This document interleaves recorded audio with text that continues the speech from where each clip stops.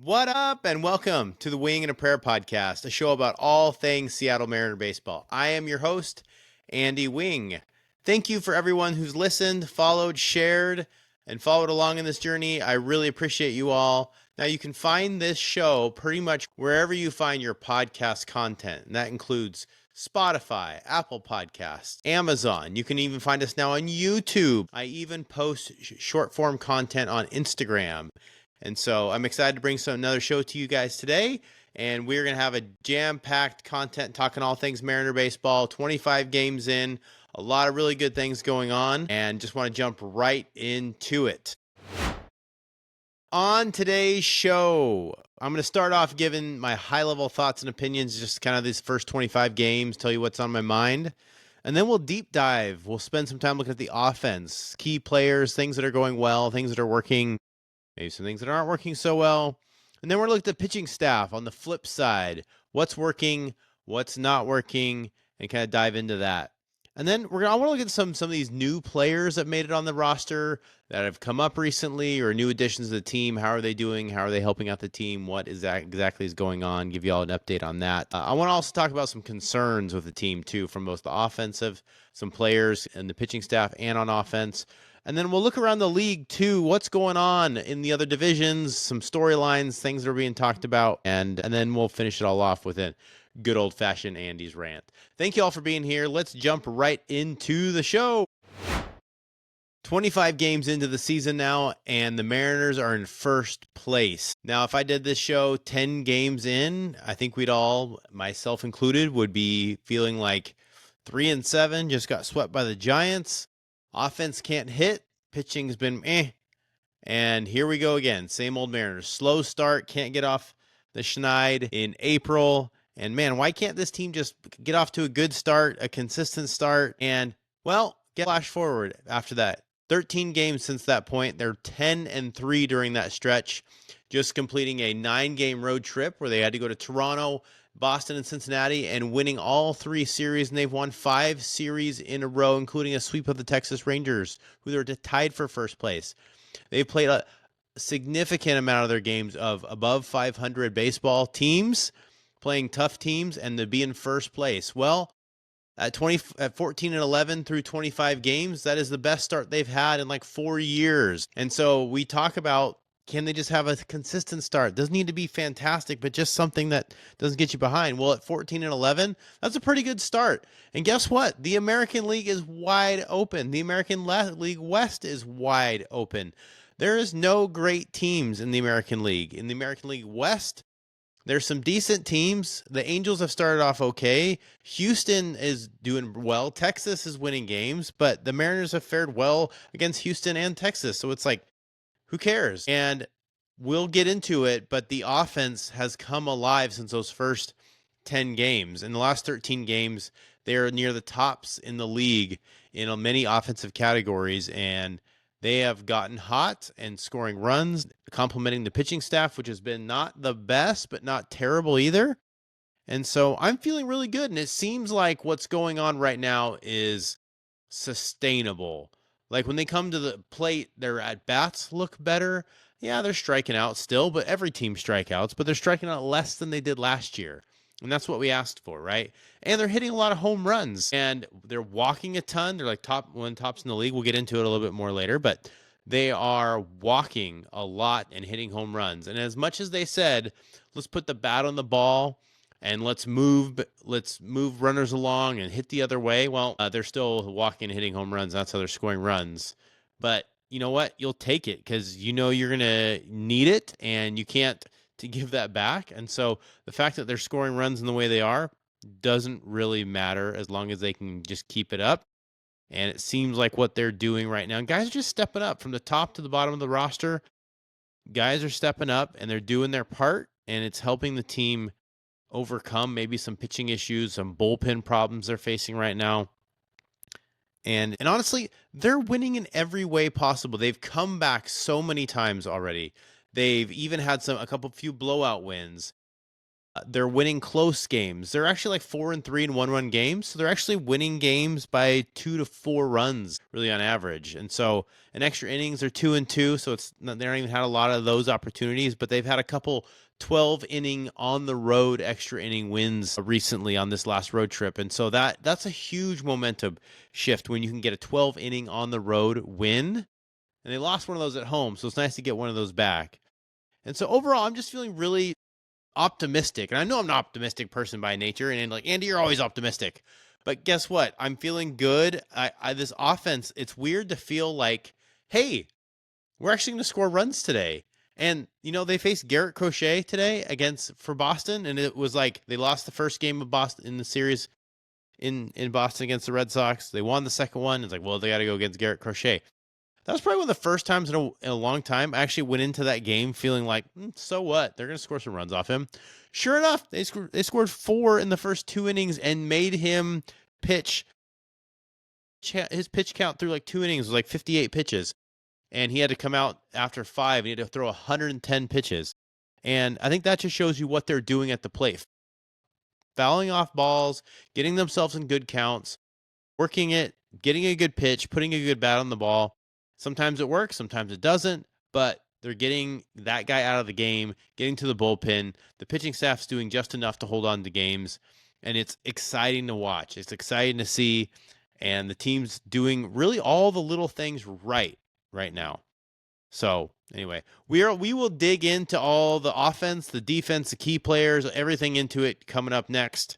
But those are just kind of my high-level thoughts. Excited where they're at. You get to play Miami and the LA Angels and Oakland coming up, so their schedule's going to get softer. Should they can go on a nice run, win 5 of the next 6 games, they'll be in even better position, and I think they can. Baseball is a silly sport sometimes, and you think you know one thing, and then things change, but it seems like the formula they're putting together right now is sustainable. Let's deep dive into the offense. Why don't we? So like I said, 10 games in, same old Mariners, can't score runs. My word, hitting at T-Mobile Park is awful. Why would any player want to come here? And yet, as things normalize, the offense is looking pretty darn good after 25 games. This last road trip helped. I think they averaged 6 runs a game over these last 9 games. But overall, they're now 10th in runs scored.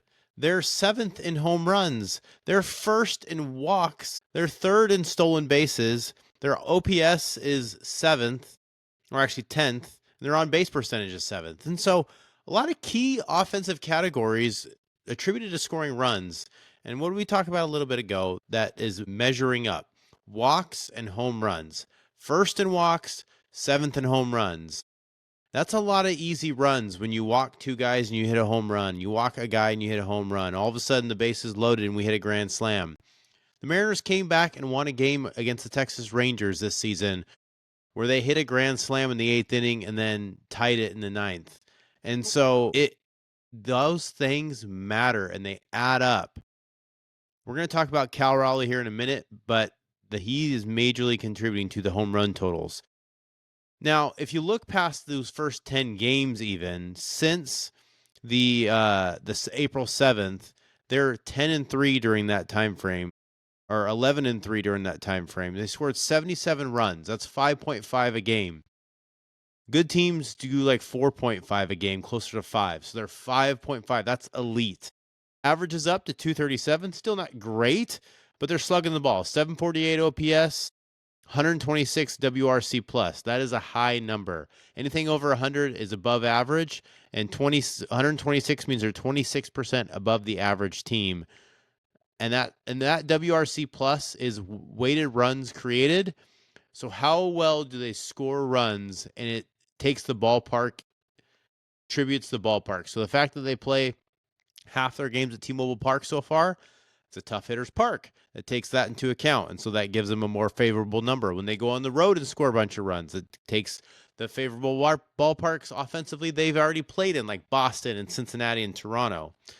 They're striking out at 24% rate, which last year they were at like 30%, so way down. Walk rate 10.4, we talked about that. 22 home runs in that in that 13 game stretch too, which is near the top in the league. So all those numbers I just told you, most of those are near the top or top 5 in all of Major League Baseball. And who'da thunk? We've talked a lot about how this offense just needs to be mediocre. Right now, in April, when it's harder to hit, they are top 10 in the league, not just mediocre, above a pretty good offense. And I don't know that we believed that going into the season. I don't know if we believe that 10 games in, but here we are. Now, what's the driver behind the offense? Who's leading the way? Well, I want to highlight Dylan Moore, American League Player of the Week, Dylan Moore.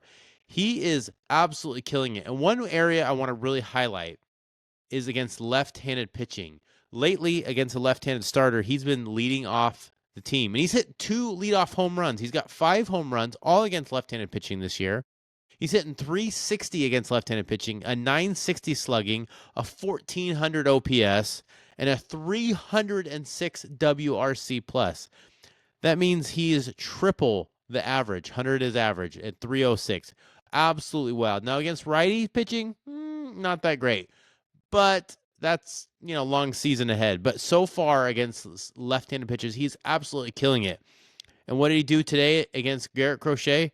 First inning, base hit. And could have been a double, but, Boston, weird park. Sometimes it hits off the monster, and all of a sudden it's a single instead of a double. Cal Raleigh. Cal Raleigh started off slow. First few games, he was like 21. But he has bounced back in a big way. He's a streaky hitter, but man, when his streaks are hot, he is hot. He's hit 9 home runs all in the month of April. That is tied for the major league lead. Nobody else has any more home runs than he does. And for a catcher, that is just amazing. He's played in every single game. He's hitting home runs for both the left side and the right side. And what changed? Well, you've heard a little bit about it, I'm sure. These torpedo bats that made raged onto the scene when the Yankees dropped like 25 runs in 2 games and they're using these torpedo bats. Well, Cal is now swinging the torpedo bat from the left side specifically, and it is working. So he has seen great success with it. And hey, Cal, when are we getting them for the right side? I've heard they're ordered and they're on the way. But yeah, so Cal's doing great. Jorge Polanco, another one to highlight, hitting 339, 4 home runs, 13 RBIs. He's even missed 7 games. So his home run and RBI totals are a little bit down, but still some of the higher on the team. And is this healthy Jorge that we're seeing? Was he just injured all last year and that's why he wasn't hitting very well? But so far this year, even just a short amount of games, 17 games played, just raking. Like today he came in off the bench, cold, gets 2 strikes on him and just rakes a base hit in the right.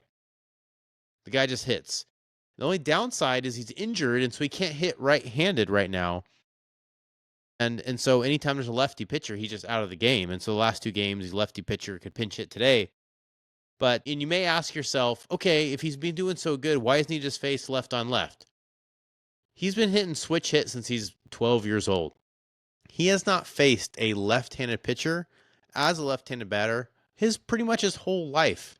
And so they actually had him do it in a game, and he struck out miserably because he's really never seen a slider from the left-handed slot of a pitcher. And all of a sudden, the guy threw like 3 sliders down and away, and he just couldn't hold up. And so it's realized quickly, like, this ain't going to work. And so, but those 3 guys are really leading the way. Other guys that are doing well, J.P. Crawford has been crushing the ball, especially on this road trip.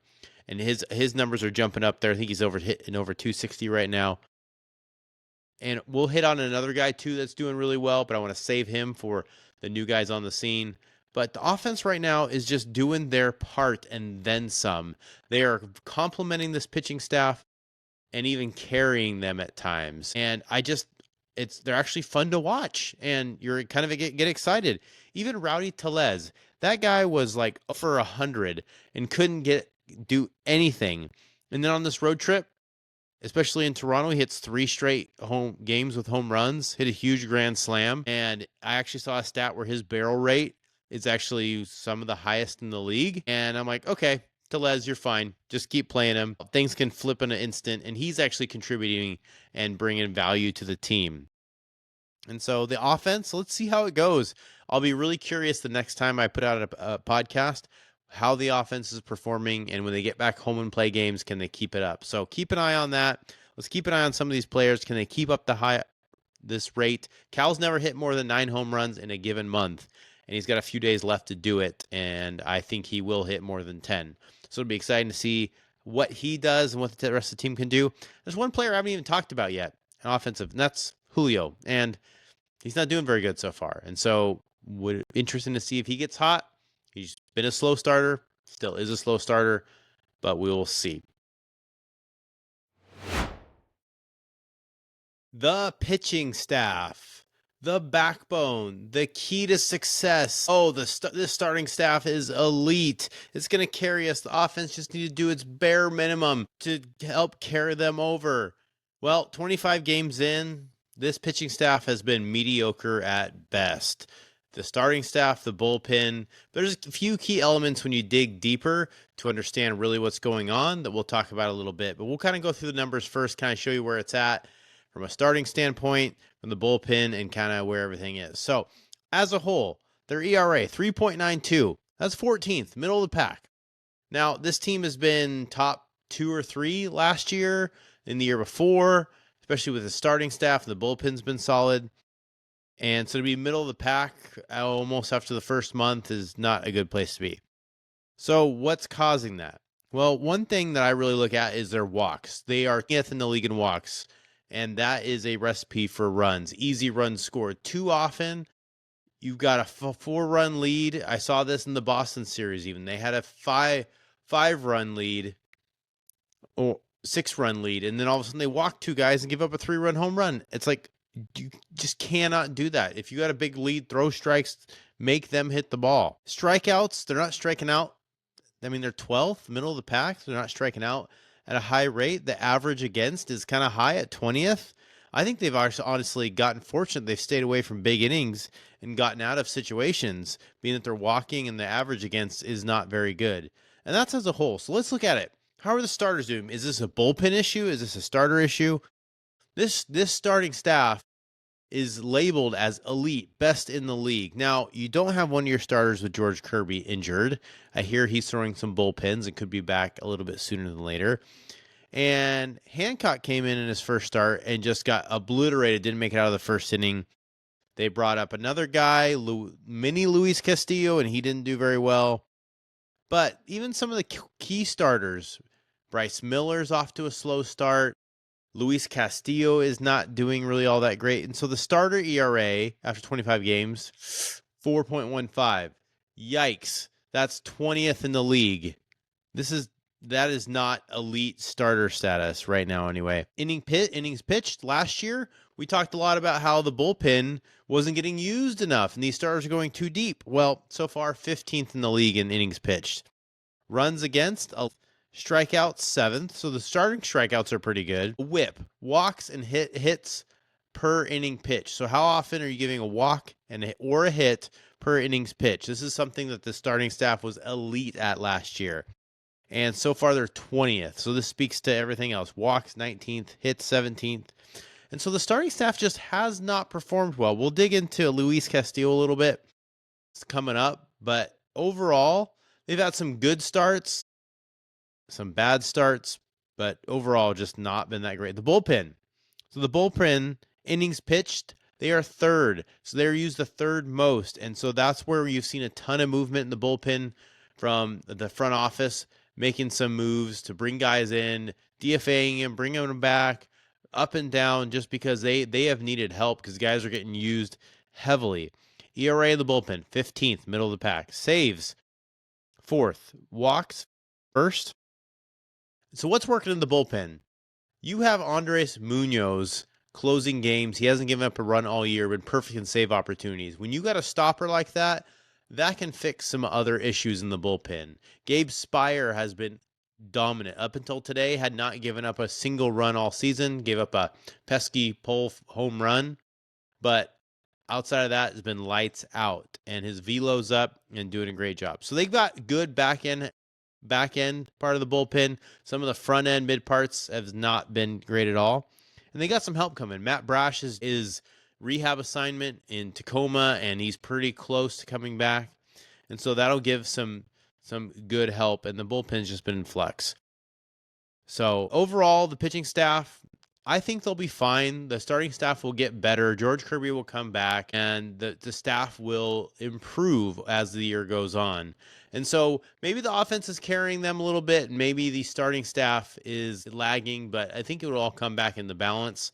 I'm not too concerned, but we'll get into a couple of the maybe pitchers that I'm a little concerned about coming up. Up and comers, new additions to the team. How are they doing? Are they helping? What's going on? Ben Williamson, recent call up from AAA Tacoma, made his major league debut on this most recent 9-game road trip. Got called up for the first game, and his big question mark was his bat. His glove is top notch, Gold Glove worthy potentially, and that's probably why he got brought up. Is because Jorge Polanco not that great at third base, and they don't really have a great option, so they brought him up, and his bat was the biggest question mark. He has looked really good at the plate. He's hitting .310 in 9 games. He's not looking overmatched at all. Some guys come up and they just get blown away by the major league pitching because it's just that much better. And he's putting together really good at bats. He's going the other way. He's just hitting the ball hard through the box. He's not a big power hitter by any means, but he had a clutch home run in that Toronto series to tie the game that helped them win in 12 innings. In the 7th inning, he hit a game-tying home run, and he obliterated that ball. And he is just a breath of fresh air. Even today, the at-bats he puts together and how he goes the other way, I'm just really excited. And his defense, he's already shown flashes of it. His defense is just top-notch and what they need right now. And so with Victor Robles going out, with Brian Bliss being injured, Ben Williamson coming up and doing what he's doing right now is helping the team. Moving on to Leo Rivas. Leo Rivas is kind of an afterthought infielder. Like, okay, let's see what he can do, but he's more of a fill-in. Let's just hope he can kind of carry us through till injuries or something comes better. And Leo Rivas is tearing it up. Leo Rivas is hitting over 300. He has a 500 on-base percentage. He hasn't played in a lot of games so far, but in 26 plate appearances, he's getting on base half of the time. He's just an on-base machine with walks, and he goes the other way, and he gets just same kind with Ben Williamson. He just walks more. And so he has outperformed anybody at second base right now. And so is it sustainable? Probably not. But I love the approach. I love that he's willing to take a walk, and he's getting on base in multiple facets, and he's really helping the team out. And so it's exciting to see. Rowdy Tellez, talked about him in the beginning part of the show. He's come on lately and hit 3 home runs in that Toronto series, including a huge grand slam. And he plays really good first base defense, and the infield defense has come up a long way with Ben Williamson and Tellez playing first base. And so I'm willing to give him a longer leash hitting with his defense he's playing and the fact that he can smack some home runs. And he's contributed in this last road trip significantly. And so I'm excited to see what he's doing. A look around the league, a look at the AL, NL, and any interesting races or topics going on. The National League West right now is an interesting dynamic. The Dodgers, the big spending free agent, spend money on anybody possible, throw crazy money around, are in 3rd place right now behind the Padres and the Giants. And the National League is a really good league right now. They have the best records in all of baseball. And 3 of those teams are in the National League West with the Giants, Padres, and Dodgers. An interesting note, the Dodgers, through 25 games, have only scored 3 more runs than your Seattle Mariners. That's right. The Shohei Ohtani, Freddie Freeman, Mookie Betts Dodgers, only 3 more runs than your Seattle Mariners. And I think that's a little bit of the testament what the Mariners offense is doing right now. But just an interesting factoid. Jared Kelenic made news. Former Mariner Jared Kelenic made news for hitting a deep fly ball that he thought was a home run, and he was jogging it out, and then it hit the wall, and he got thrown out at second base. And it seems like there was a lot of news articles all up in arms about this, and they asked Brian Snitker, the manager, after the game, and he basically just dismissed it. And there's some controversy around this, but I think it's kind of a big nothing burger. I mean, this happens when you have 162 games. Guys do this, they jog and then they get thrown out. And I guarantee you he won't do it again. It's embarrassing. He's not that kind of player normally. If one thing Kellenick's not is not a guy that doesn't hustle. So just one time that happening will cause him to never do that again, I'm sure. So it's kind of a big nothing in my opinion. So not really concerned or care. I wish the best for Jared Kellenick. He's not off to a great start this year and had a little bit of a slow start last year. So it'll be interesting to see what happens there. Like I said, the American League West, right now, the Mariners are tied with Texas Rangers for top the spot. The Houston Astros are only a game behind. The Angels are like a game and a half behind. Oakland's not doing bad. So there's no real bad teams in the American League West this year, so far anyway. The Mariners are at the top, but the other ones are just right behind. So it'll be interesting to see how that plays out. And then Aaron Judge right now is just the second coming of Babe Ruth, evidently. He is hitting over 400. He's got 8 home runs. He's OPS is like 1,200. It's just ridiculous. Like the guy's swing looks effortless, and he is destroying the baseball. When he comes to Seattle, you know he's going to hit a home run and probably tear the cover off the ball, but hopefully they can shut him down. And that's a quick look around the league, and that is a quick look around the league. So here are my concern over some players so far this season. I'm going to highlight 3 players that I have some concern on and maybe think about that. Or do you agree with me? Are there other players that you're concerned about as well? First one, Donovan Solano. Donovan Solano was signed in the offseason as a 1-year deal. He's been around the league for a long time, been playing. He's been a consistent hitter. Last year he hit 286. He's been hitting in the 280s to 300 most of his career. So when he got signed, it wasn't a big signing, but it was like, okay, he can put the bat on the ball. He's not going to strike out a whole lot. And unfortunately, through 25 games, he only has 3 hits, and he's hitting under 100. And it's not just that he's hitting under 100. His bats don't look very good. He strikes out at a high rate. He looks kind of overmatched. It's unfortunate right now when he comes to the plate. It's just feels like he's an automatic out right now. And I don't know if that changes over time. I'm not sure what the Mariners are going to do. They keep rolling him out there when, like today, it was against a lefty, and so he's in the lineup. But I would have rather seen a left-handed batter like Luke Raley or even Rowdy Tellez than Donovan Solano right now. It's nothing personal against Donovan Solano. It's just performance on the field is not working. So do they DFA him and bring him Ryan Locklear? I don't know. But we will see what happens. So I just can't imagine he's going to stay on the team for too much longer. They're not paying that much money. So we'll just have to keep an eye on Donovan Solano. On the pitching side, we talked a little bit about it earlier, but Luis Castillo. This is just my own eyes, my own opinion. I've watched every start Luis Castillo has had. He's had one really good one where he didn't give up any runs, but he is not efficient with his pitch count. He is not overly accurate, I feel like. He works himself into tough counts. Now, when he's in tough counts, he does really well. I feel like when his back's up against the wall, he does well, and he gets himself out of jams, gets himself out of tight spots, works himself back into a favorable count. But too often it's ball 1, ball 2, fight back to strike 2. A lot of foul balls when he pitches.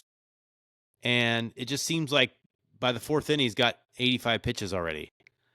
Even when he's shutting the team down, they're not getting runs. But he seemed like he's getting hit harder. His velo's down a little bit. His fastball is 94, 95. Prior years, it was 96, 97, maybe 98 at times. That's okay, but you have to be a little more pinpoint accurate. And I'm not quite seeing that. Now, it's a month in. That can change. He can get a lot better. I firmly believe he will be better, but it's just something I'm concerned about early on. And so it's something I'm watching pretty closely, and every start has just been pretty similar. A little bit off, not so sharp, walking a few extra guys, and he just can't afford that to be successful. So, and the last item is in the bullpen, Trent Thornton.